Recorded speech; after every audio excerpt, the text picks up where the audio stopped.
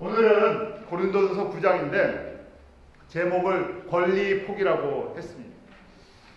왜 이런 말씀을 드렸냐면요, 이 고린도전서 9장은 또 어떤 이슈인가. 이 고린도 교회 참 재밌는 교회예요. 사람들이 교회에 어떤 문제가 있으면 재밌어 하잖아요. 어느 교회에 무슨 문제가 생겼대, 어느 교회에 무슨 문제가, 약간 이 부정적인 얘기가 있으면 그 부정적인 이야기는 어떻습니까? 잘 퍼져나가요. 뭐 그랬더라, 누가 그랬었더라 하면 여기 싹 퍼져나갑니다. 그런데 이 고린도 교회는요, 현대 교회가 갖고 있는 모든 문제를 거의 빼놓지 않고 갖고 있습니다. 고린도 교회를 누가 개척했다 그랬습니까?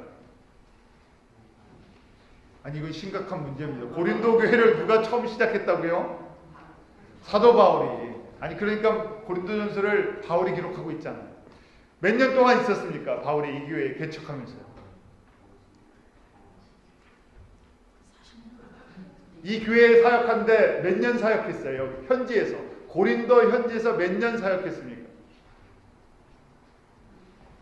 복습하죠. 복습. 1년 반을 사역했어요. 1년 반. 거의 그뿐이 사역 안 했어요. 그러면 안 되십니다. 왜냐하면 바울이 한 군데에서 1년 이상을 거한 데가 별로 없어요. 사역을 하는 동안에. 직접 뛰고 가르치고 전도하고 말씀 가르치고 이렇게 한 군데서 정착해서 1년 이상을 한 데가 지금 이 고린도랑, 또 어디에서 오랫동안 사역했습니까? 에베소에서 약 3년 있었어요. 이 두 군데가 가장 길게 사역했던 곳이고요. 나머지는 계속 움직였던 곳입니다. 그러기에 고린도전 전후서가 이렇게 기록이 되어 있잖아요. 길게 되어 있죠. 그만큼 이 고린도 교회의 문제가, 고린도서가 중요하다는 거예요.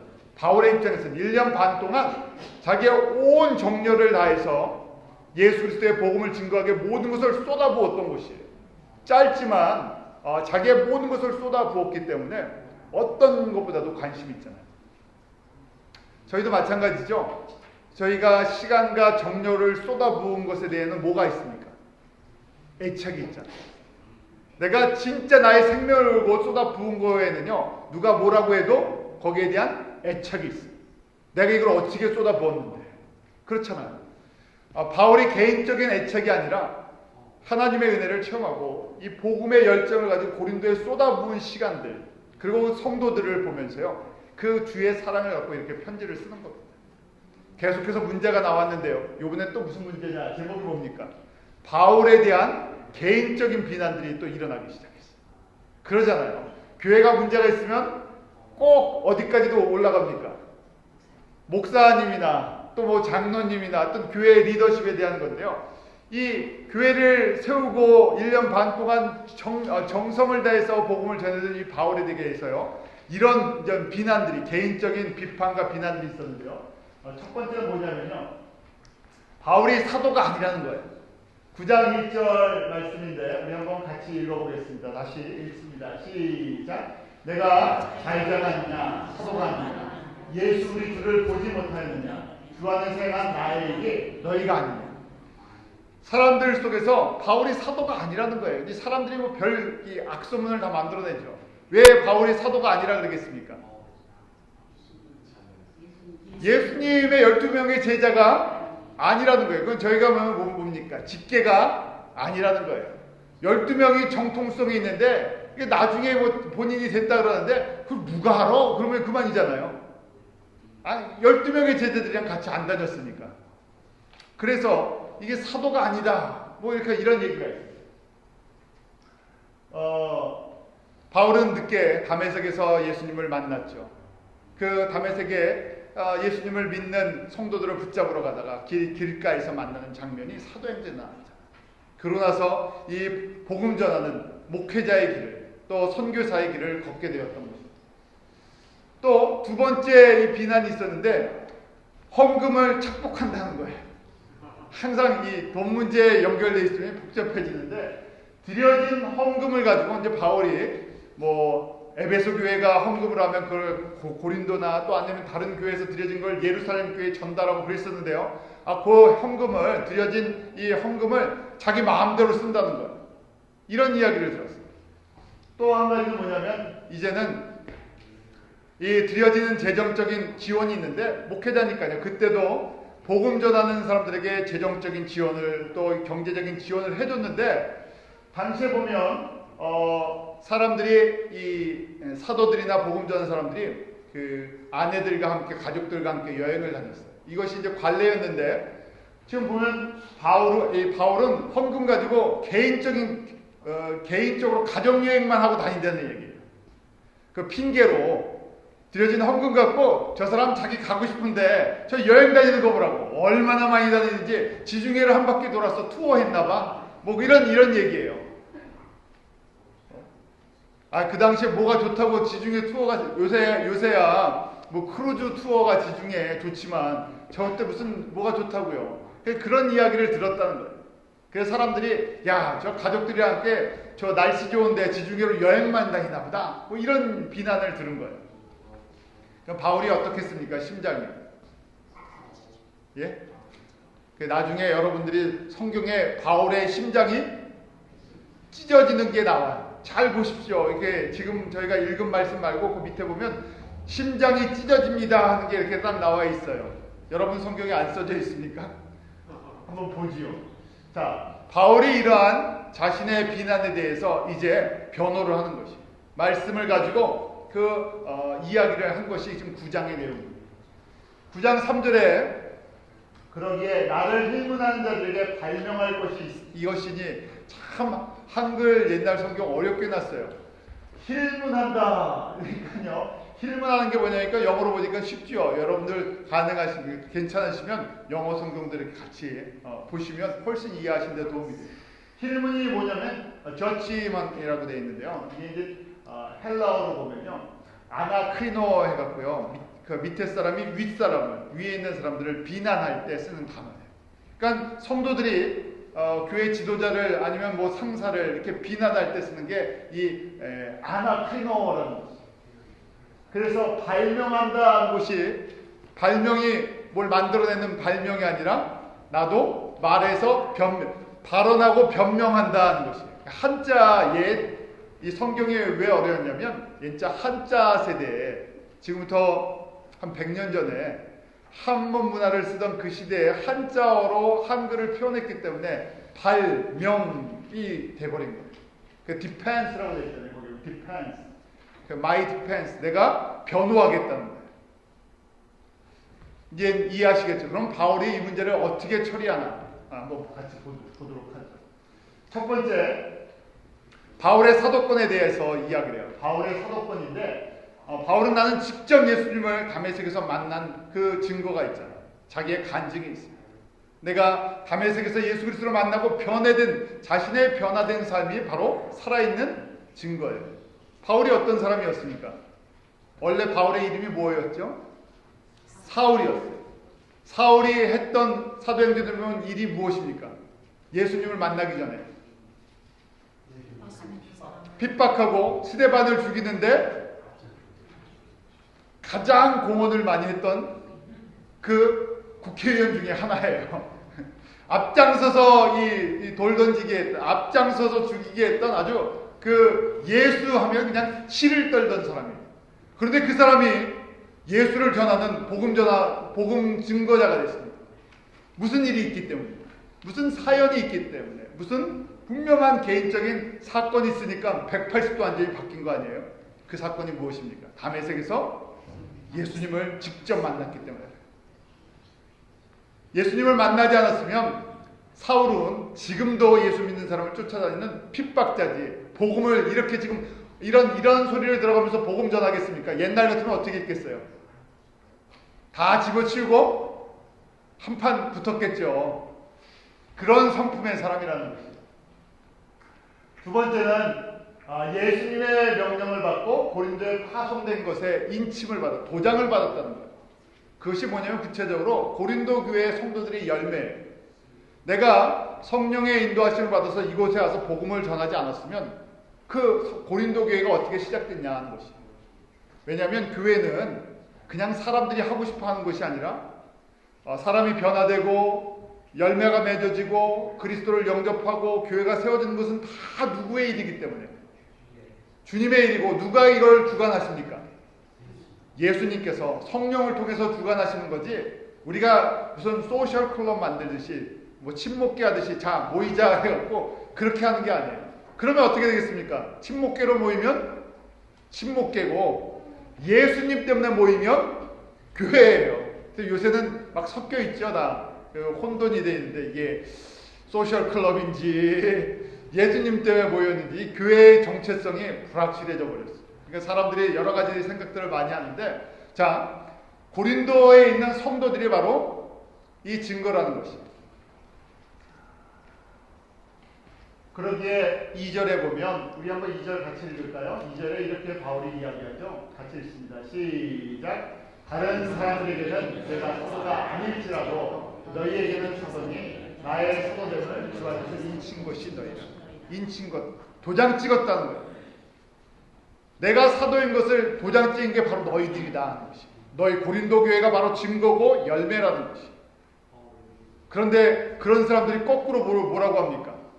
그 중에 다가 아니겠죠. 몇몇 사람들이 바울을 싫어하는 사람이, 바울을 좀 미워하는 사람이, 바울에 대해서 무슨 섭섭함이 있든지 악한 감정이 있는 사람들이 이런 루머를 만들어낸다는 거예요. 그래서 바울이 이제 변호하는 겁니다. 사도면 내가 이제 첫 번째는 내가 사도냐? 사도라는 거예요. 그럼 사도면 사도에게는 이런 권리가 있다는 것이.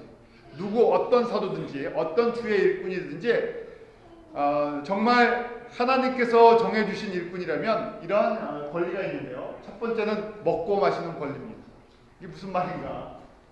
자, 우리 9절 한번 같이 읽어볼까요? 9절 시작. 우리가 먹고 마시는 권이 없거든요.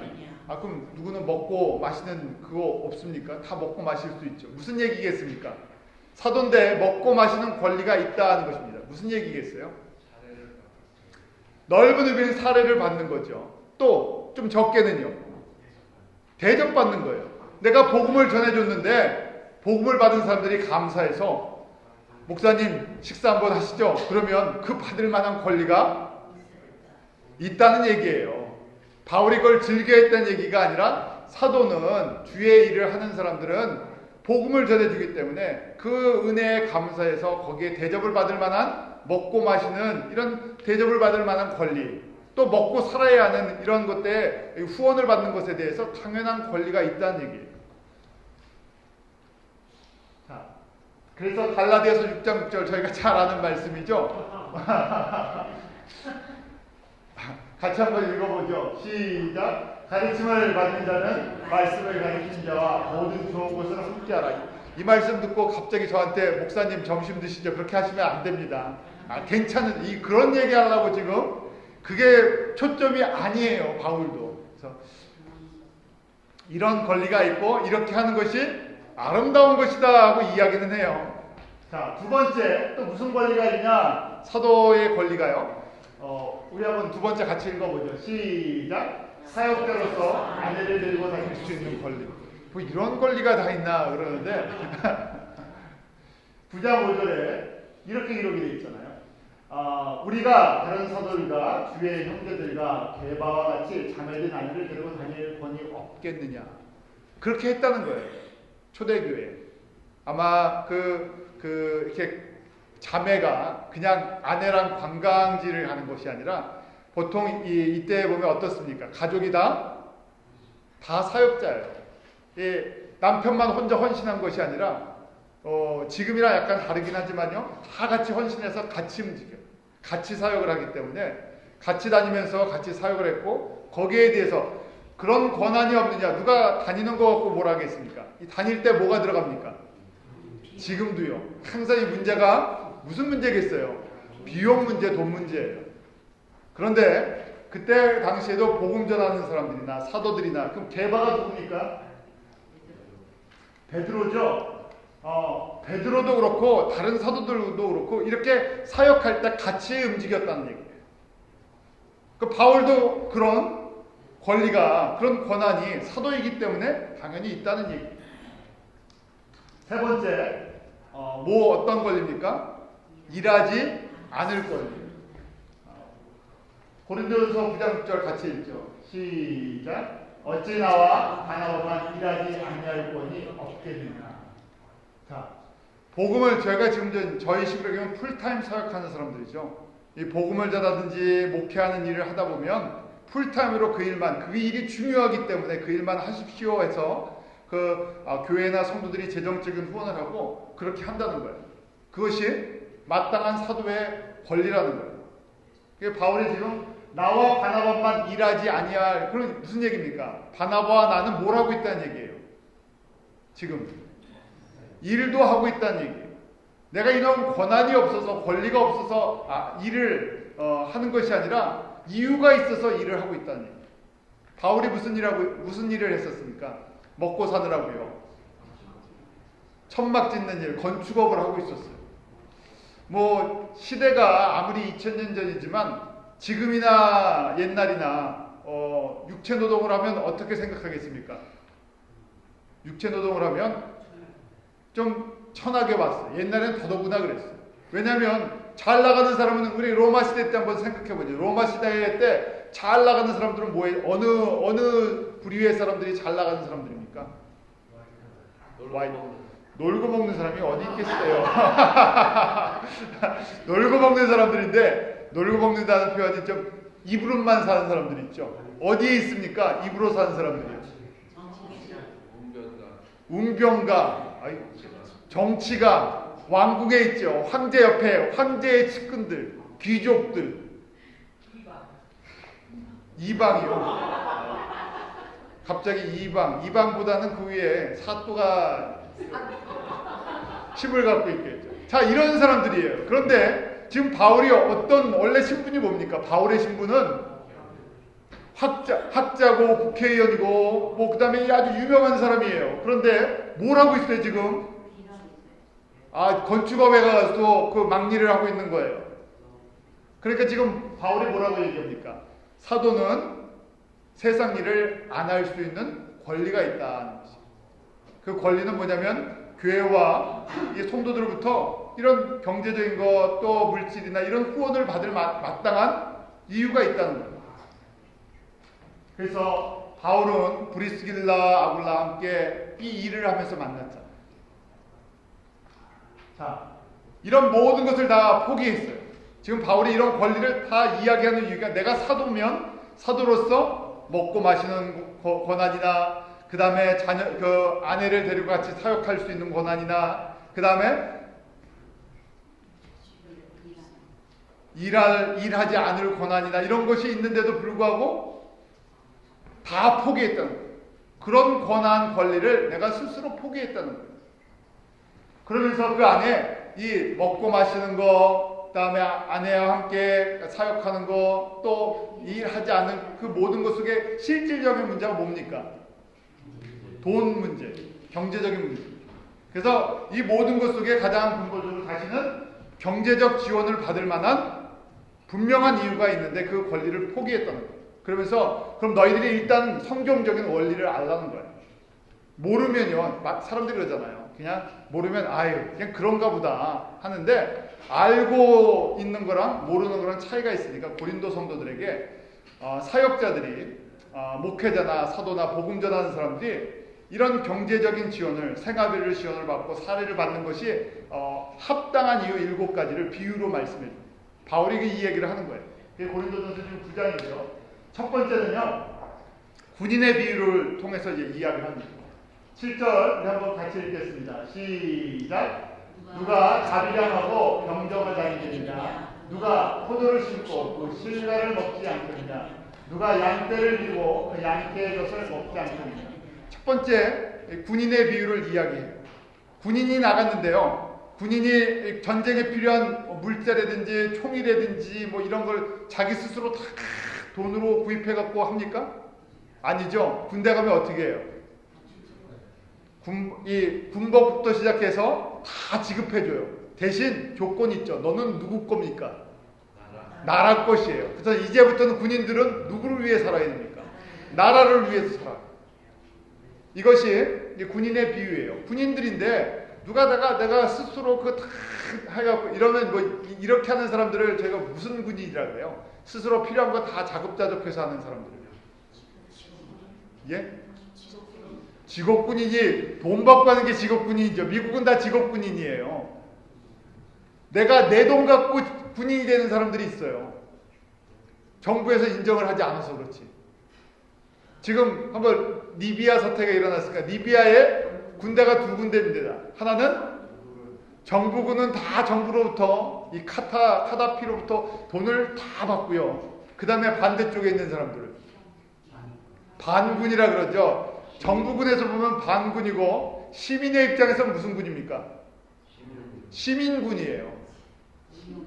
혁명군이고 이해하시겠습니까? 시민군과 혁명군은 거룩한 목적 때문에 나라를 좀 바로 샀겠다 그래서 자기의 생명을 누가 알아주지도 않는데 걸고 그 무기나 돈이나 다 어디서 갖고 옵니까? 물론 이제 지원해주는 사람들이 있겠지만 내 돈 갖고 내 목숨 걸고 싸우는 사람들.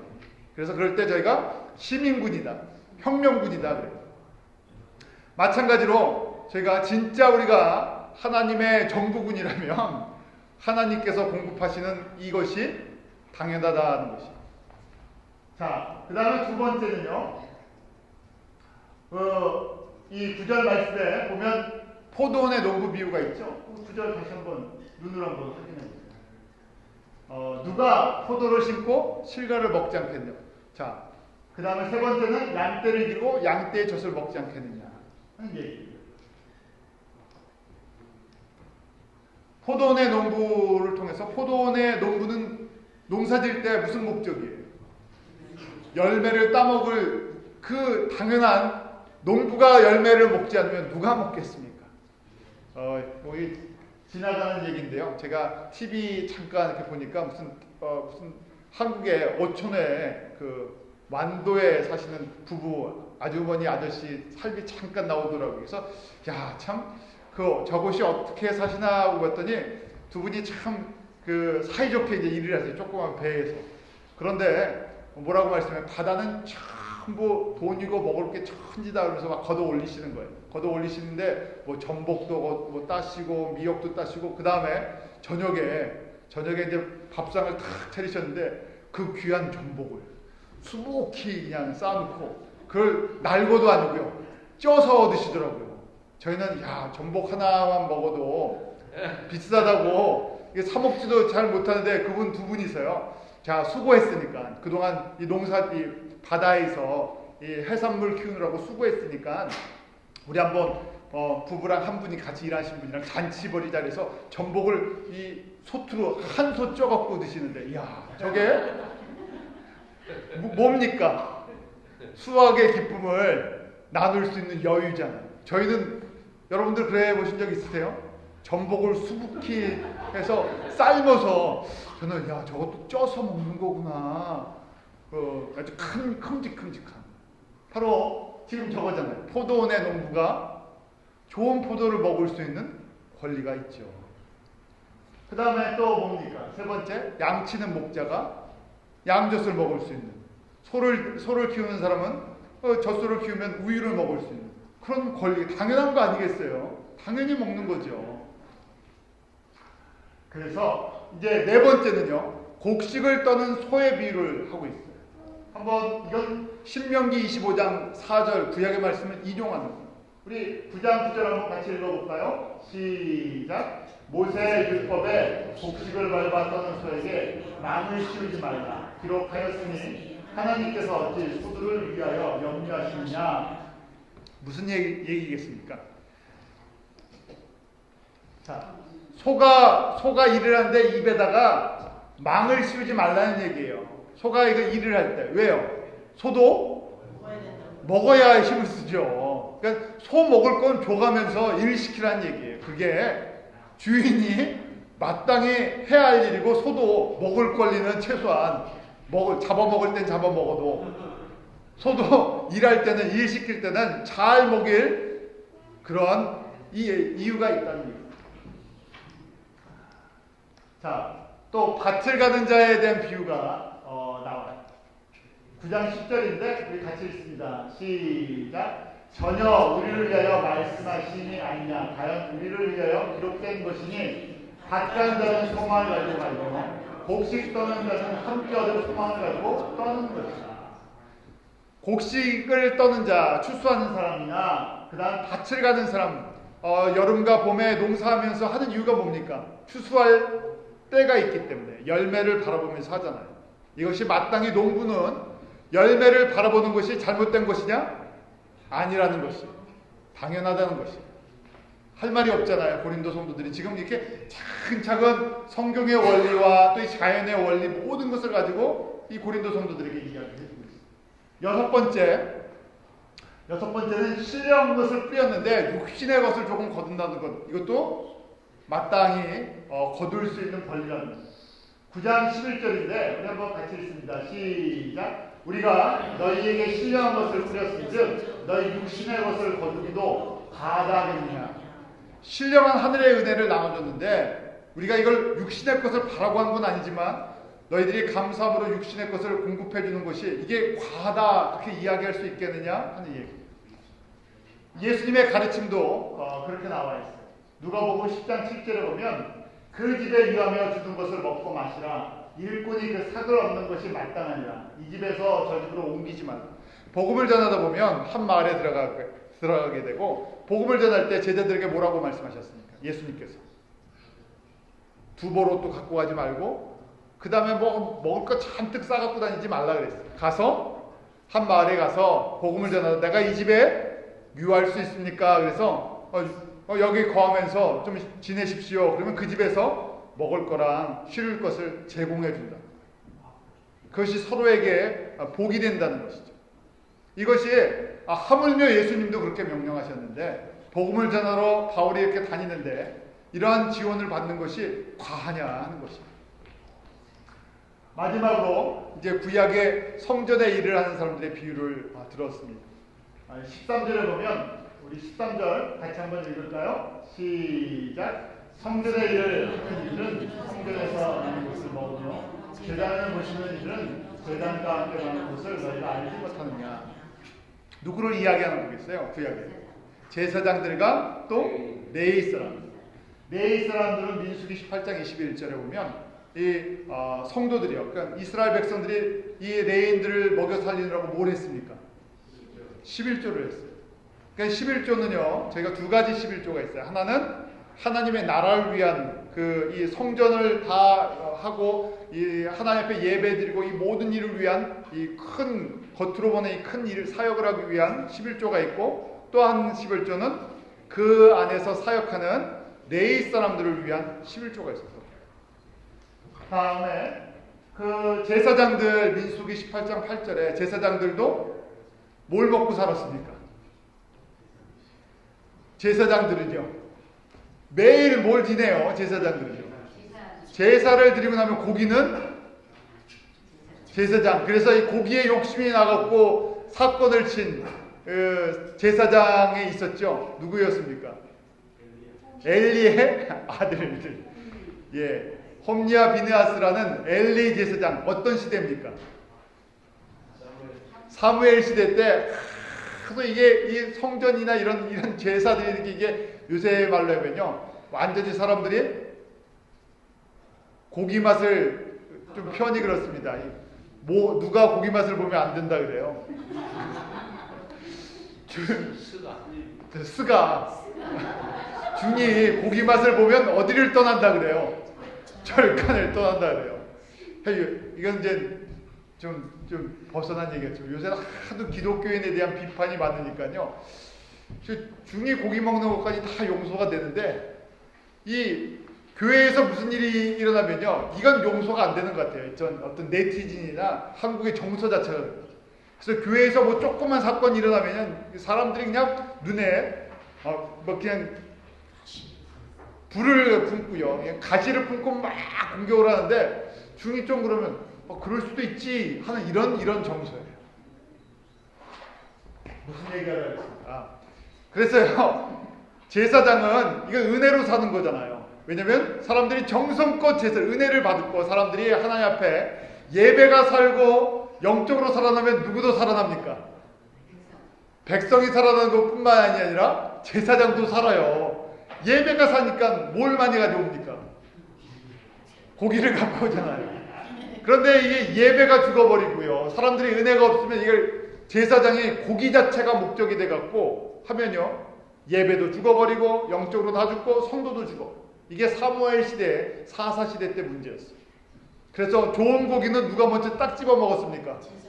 제사장의 아들들이 그래 버렸어요. 참 아들들 잘 키워야 되는데 이 전부 저랑 연결된 말씀이 많아갖고 아들들이 먼저 그냥 톡 찍어서 좋은 거는 다 찍어 먹었다는 얘기예요. 고기를 하나님 앞에 드리기도 전에. 그러니까 하나님 앞에서 어떻게 됐습니까? 결국은 죽어버렸잖아요. 하나님이 그 아들들을 죽여버리셨어요. 아유 무서워라. 자, 이게 제사장만 그러는 게 아니라 여러분들 잘 적용하셔야 돼요. 이것이 물론 근본적인 제사장이지만 또 저희가 이 신약 시대 때는 제사장이 누굽니까? 목회자뿐만이 아니라 모든 만인이 다 왕 같은 제사장이다. 그래서 권리를 주장할 때는 내가 제사장인데 그러지 마시고요. 내가 하나님 앞에 사명, 책임을 생각할 때 나에게 정말 이런 왕 같은 제사장의 책임, 사명이 있구나. 그 권리를 이야기할 때는 권리는 어떻게 해야 된다고요? 제목이 뭡니까? 권리를 자꾸만 내려놓으면 내려놓을수록 그것이 하나님 나라에서는 은혜로운 사람입니다. 근데 반대가 돼버리면요, 결론이 그렇습니다. 권리는 많이 주장하는데 뭘 하지 않으면요, 책임을 다하지 않으면 이게 거꾸로 되어버렸다는 거예요. 성도도 그렇고 특별히 사역자들 더 하는 거죠. 자, 그러기에 지금 7가지 비유를 들면서요, 경제적인 지원을 받는 것이 성경적인 원리라는 거예요. 그런데 바울은 어떻게 했습니까? 이 복음을 전하면서 이런 권리가 있는 자리인데요. 9장 14절이에요. 한번 같이 읽겠습니다. 시작. 이와 같이 주께서도 복음 전하는 자들이 복음으로 말미암아 살리라 명하셨느니라. 복음을 전하는 자들이 이 구약의 제사장이나 레위 사람들처럼 또 이 군인들처럼 또 밭을 가는 이 농부처럼 포도를 심은 양떼를 이런 사람들처럼 마땅히 받는 것이 성경의 원리와 예수님의 가르치심이라는 거예요. 그런데 왜 이 사람들을 이렇게 존경하고 귀하게 여기고 또 재정적인 경제적인 지원을 해줘야 되느냐? 뭐라고 되어 있습니까? 우리 데살로니가전서 5장 10절 13절 한번 우리 같이 읽죠. 시작. 형제들아, 우리가 너희에게 구하노니 너희 가운데서 수고하고 주 안에서 너희를 다스리며 권하는 것들을 너희가 알고 저희 역사로 말미암아 사랑 안에서 가장 귀히 여기며 너희에게 축복하라. 구약에 보면 제사장에게 가장 귀한 걸 바쳤잖아요. 제사장이 높기 때문에 그랬습니까? 아니죠. 왜 제사장을 존경하고 귀하게 여겼습니까? 구약 시대 때요. 레위 사람들도 그렇고. 그 사람들이 하는 일 때문에, 그 일이 무엇이기 때문에 하나님의 영광을 나타내고 선포하는 일이, 그 하나님의 일이 너무나 귀하기 때문에 구별해서 그 사람들을 구별시켰잖아요. 너희는 세상에서 구별돼서 오직 이 한 가지만 바라보고 하라. 그리고 그 일을 위해서 성도들에게 이렇게 받는 것이 합당하다고 가르쳤던 것. 마찬가지로 무엇이 귀하기 때문에, 복음을 전하는 이 하나님의 일이 귀하기 때문에 구별된 삶을 요구하는 거고요. 또한 그것을 위해서 함께 수고하라고 그렇게 예수님께서 가르쳐 주셨습니다.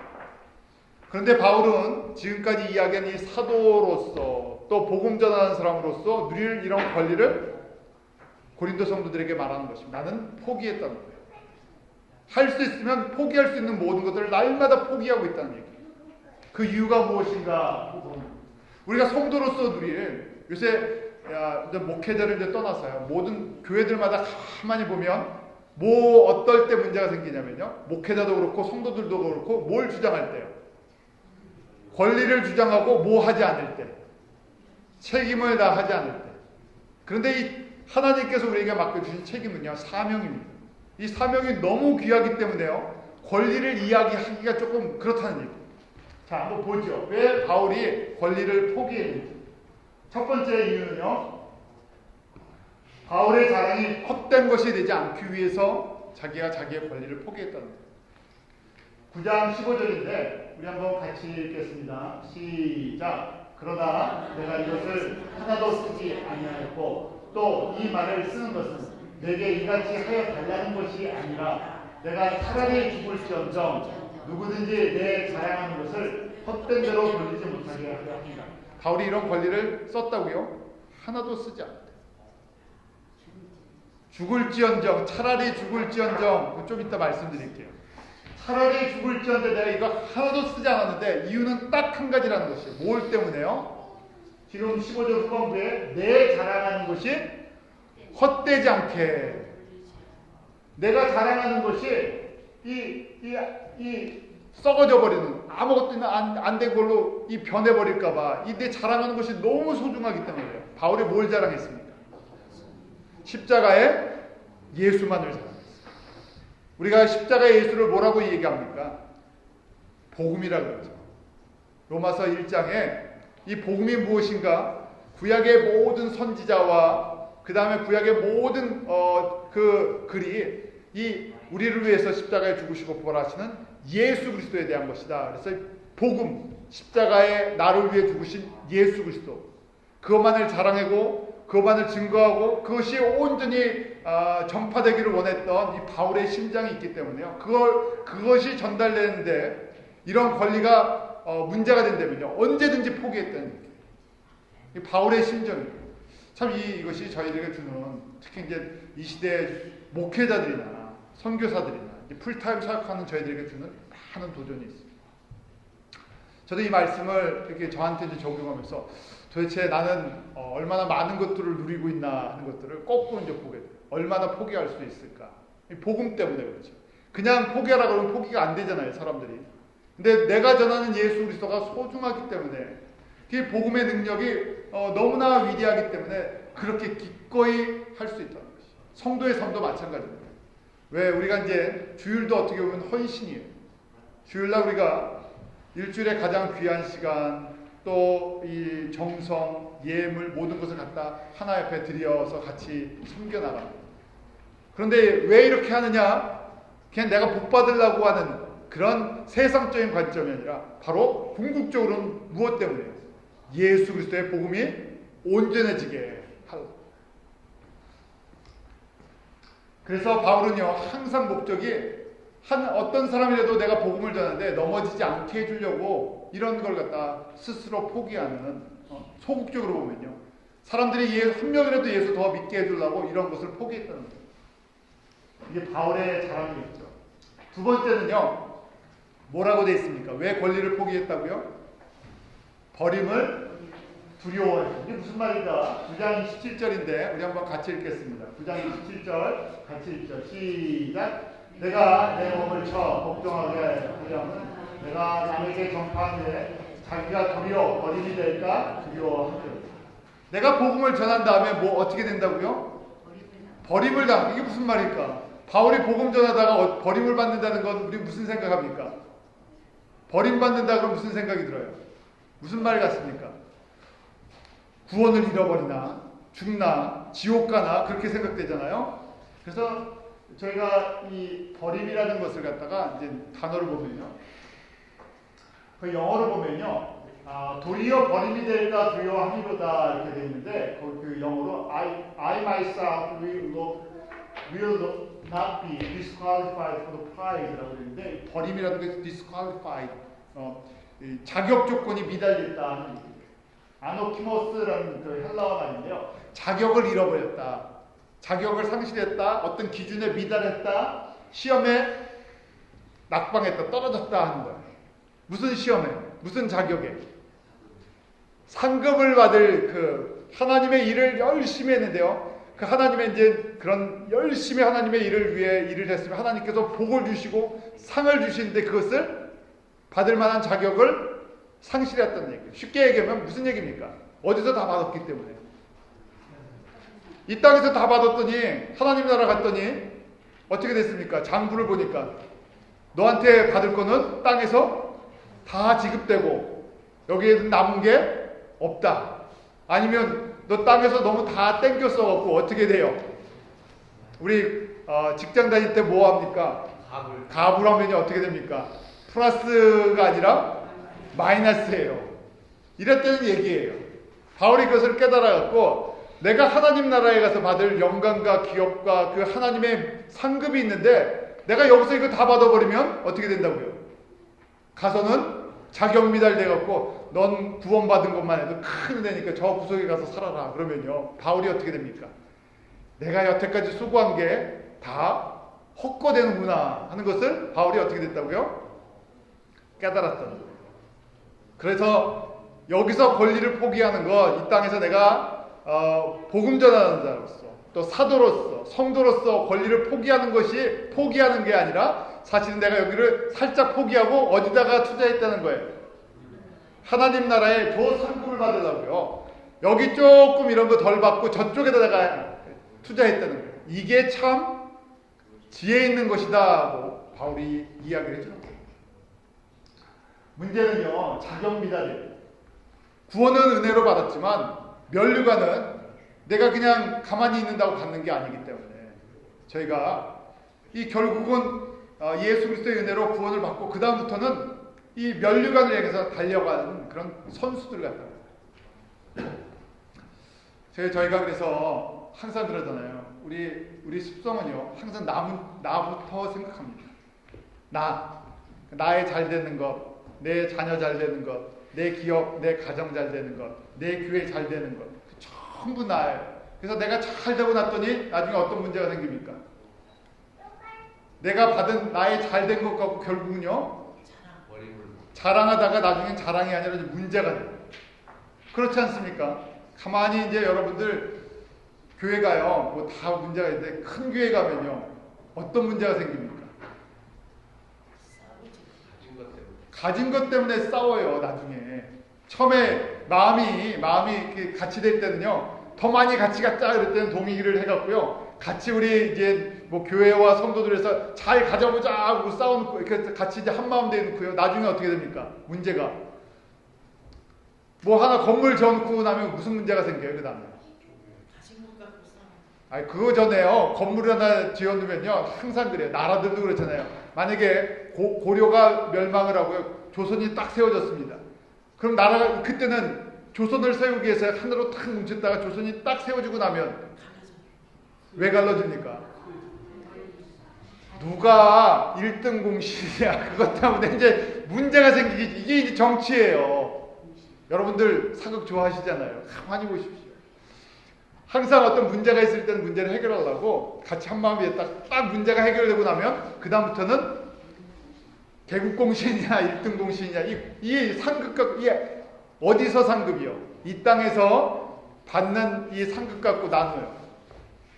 그 다음에 부모가 열심히 재산을 또 모아갖고요, 그 다음에 자녀에게 탁 넘겨주면 넘겨줄 게 없는 보통 사람들은 큰 문제가 안 되는데 한국에 무슨 재벌들 그러면 뭐가 문제가 됩니까? 그 사후에 형제의 난이 일어납니다. 여러분들 아시죠? 신문에 형제의 난들이 자꾸만 일어나요. 고 종주영 회장님이 돌아가신 다음에 그 집안도 제사 때만 모이는 것 같아요. 그게 무슨 의미가 있는지. 그냥 그런 건데요. 사람들은 그래요. 그래서 저희가 위의 것을 보면요, 이런 걸 내려놓게 돼 있어요. 저희가 그러기에 우리가 갖고 있는 것을 어떻게든지 복음 전하는데 전달해 주려고, 그것이 귀하게 사용받고 우리 영광이 아니라 하나님의 영광이 나타나고, 또 하나님께서 나중에 어떻게 하시라고요? 저 천국에서 계산하실 때 그게 우리한테 그때 갚아달라고요. 그러면 그때의 이자는 어떻게 됩니까? 세상에서 제일 비싼 이자가 무슨 이자예요? 예? 달러 이자입니까? 달러 이자. 일수돈, 한국에서 일수돈 함부로 쓰시면 안 돼요. 뭐 사채는요 계속 붙어요. 계속 복리 계산이라 그러죠. 이자율이 원금에 플러스 이자가 된다면 그 돈에서 또 이자가 계산이 되었고, 이 사채를 쓰면 100만 원 쓰면 나중에 뭐 1억이 된다, 막 이런 식으로 막 부풀어 올라갑니다. 그런데 천국도요, 가만히 보니까 하나님께서 무슨 계산해 주세요? 복리로 계산해 주세요. 성경을 가만히 보십시오. 복리보다 더해요. 성경에 뭐라고 돼 있습니까? 몇 배로 갚아주세요? 100배, 60배, 30배, 최소한 몇 배? 30배. 이런 사채가 어디 있습니까? 그러니까 바울이요, 굉장히 똑똑한 사람입니다. 그 굉장히 지혜로웠던 사람인데 딱 보니까 하늘의 계산법을 깨달았어요. 30배, 60배, 100배니까 아 내가 나의 권리를 하나씩 여기서 포기할 때마다 어디 가서 올라간다고요. 저쪽에 30배, 60배, 100배로 기억이 되니까 나 저거 때문에 포기한다는 거예요. 저희 말씀 보면서 이게 이제 개인적인 제 얘기인데 제가 항상 목회하면서 목회자가 경제적으로 독립을 해야 하는 게 성경적인가 아닌가. 그것 때문에 목회자도 그럼 일을 해야 되나 뭐 비즈니스를 해야 되나. 그런데 또 한편에는 어떻습니까? 이 목회를 하고 복음을 전하는 것이 귀하기 때문에 세상에 너무 시간을 빼앗기는 것을 또 이 안에 갈등이 있어요.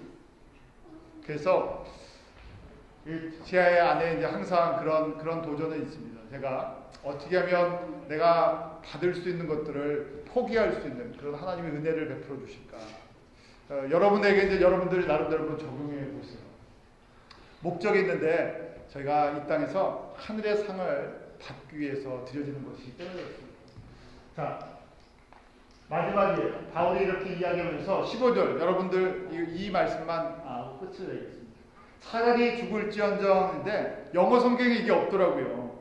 그 한글 성경에는 내가 차라리 죽을지언정 하면서 뭐가 돼 있습니까? 점점점. 한글 성경 다시 보세요. 점점점이 돼 있어요. 그런데 영어에는 없어요. 그리고 어디에 또 있냐면 원어에는 있어요. 헬라 말에는 점점점으로 돼 있어요. 그러니까 그대로 한글 성경을 이렇게 번역을 했는데 왜 점점점 성경에 신약 성경에 점점점이 찍혀 있는 딱 또 다른데 두 군데인데 여기 말고 또 한 군데가 또 있습니다. 어디에 있겠습니까? 자, 이건 외워주세요. 에베소서 3장 1절인데 이렇게 기록이 되어 있어요. 이러므로 그리스도 예수의 일로 너희 이방을 위해 갇힌 자 된 나 바울은 지금 어디에 갇혀 있다고요? 로마 감옥에 갇혀 있는데 에베소 교회에 3년 동안 사역했던 고린도보다 더 정성을 쏟았던 것인데 거기에 또 문제가 생겼어요. 로마 감옥에 앉아 있는데 갇혀 있는 나 바울은 하고 또 점점점 찍어놨어요. 무슨 표현이겠습니까? 차라리 죽을지언정 점점점 이방을 위해 너희 이방을 위해 에베소 교회를 위해서 내가 로마에 갇혀 있는데 점점점 무슨 얘기예요? 마음이 아프다. 또 뭡니까? 마음이 아프다. 마음이 찢어진다. 내가 말을 못하겠다는 얘기예요. 말을 못하겠다. 말문이 막혔다는 거예요. 너희들만 생각하면 가슴이 무너져갖고 내가 그렇게 수고하고 그렇게 복음을 전해줬는데 이런 엉뚱한 소리를 하고 이런 문제 갖고 싸우고 있느냐. 속이 터진다는 얘기예요. 속이 퐁퐁퐁 터져갖고 이거 뭐라고 얘기를 해야 될지 모르겠다. 그래서 잠시 이 감정이요 북받쳐 올라올 때 점점점을 찍어놨어요. 왜 더하면 안 되니까 점점점 성령 안에서 점점점 찍어놓는 거예요. 바울의 우리가 열정을 봅니다. 바울이 자기의 항상 이 복음을 전하면서 자기가 거침돌이 될까. 또 한 영혼이라도 더 예수를 믿게 해주려고요. 그 다음에 어떻게든 이 복음이 이방 사람들에게 증거되기 위해서. 그리고 자기가 달려가는 경주자처럼 면류관을 바라보면서 위로부터 오는 것을 보면서 달려갔던 것이. 우리가 이러한 바울의 신앙을 저희가 저부터 시작해서 또 여러분들도 함께 나누는 저희 교회와 성도 되기를 축원합니다. 기도하겠습니다. 하나님 아버지, 참 우리는 얼마나 많은 또 은혜를 체험하고 많이 받고 그러면서도 또 권리들을 주장하며 살고 있는 이 연약한 믿음을 가진 사람들입니다. 바울 사도의 이 모습을 보게 하여 주시옵소서. 아버지 하나님, 저부터 이 바울의 이 심장을 갖게 하시고 더 겸손하게 하시고 우리 온 성도들 우리가 함께 믿음의 경주를 우리가 달려갈 것을 바라보면서 달려갈 수 있는 그런 은혜가 있게 하여 주셔서 하나님 앞에 섰을 때 크신 면류관으로 그 상급을 받을 수 있는 저와 또 성도들이 되고 우리 교회와 또 우리가 섬기는 모든 교회들이 또 성도들이 그런 은혜를 누리게 하여 주시옵소서. 감사하며 예수님 이름으로 기도하옵나이다.